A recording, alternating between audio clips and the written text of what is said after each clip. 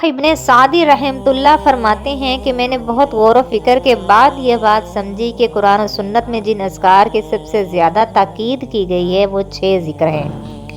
یہ 6 اذکار سادہ الفاظ نہیں، یہ زندگی کی طویل جنگ میں طاقتور ہتھیار ہیں۔ غم، پریشانی، بیماری، خوف، تنگ دستی اور گناہوں کے خلاف اللہ کا دیا ہوا نسخہ۔ سب سے پہلا ذکر درود شریف ہے۔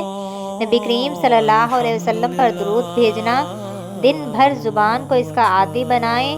چلتے پھرتے، کام کرتے، اکیلے بیٹھے صرف درود شریف کو زبان کا ورد رکھیں، اور جب رات کو دن کا حساب کرو گے تو حیران رہ جاؤ گے۔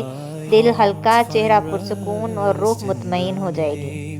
درود شریف وہ عمل ہے جو تمہاری دعا کو آسمان تک پہنچاتا ہے اور تمہاری پریشانیوں کو زمین پر ہی دفن کر دیتا ہے۔ دوسرا ذکر استغفار ہے۔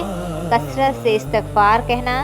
اگر اللہ تمہیں توفیق دے کہ تم خالی لمحوں میں بھی استغفار کہنے لگ جاؤ تو جان لو یہ ذکر غم کو دھو دیتا ہے اور رزق کے بند دروازے کھول دیتا ہے۔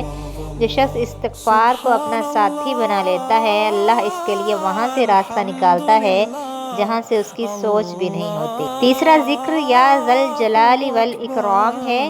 یہ ایک بھولی ہوئی سنت ہے، حالانکہ نبی کریم صلی اللہ علیہ وسلم نے فرمایا کہ اس دعا کو لازم پکڑ لو، یعنی کثرت سے پڑھو۔ یہ صرف الفاظ نہیں، یہ ثنا بھی ہے، اللہ کی تعریف بھی ہے اور دعا بھی ہے۔ سوچو اگر تم دن بھر سینکڑوں بار اللہ کو ایک اے عظمت والے، اے کرم کرنے والے کہہ کر پکارتے رہو تو کیا وہ تم سے راضی نہیں ہوگا؟ اور جب وہ راضی ہو جائے تو پھر دنیا میں کسی چیز کی کمی نہیں رہتی۔ چوتھا ذکر لا حول ولا قوت الا باللہ ہے۔ نبی کریم صلی اللہ علیہ وسلم نے فرمایا کہ یہ جنت کے خزانوں میں سے ایک خزانہ ہے۔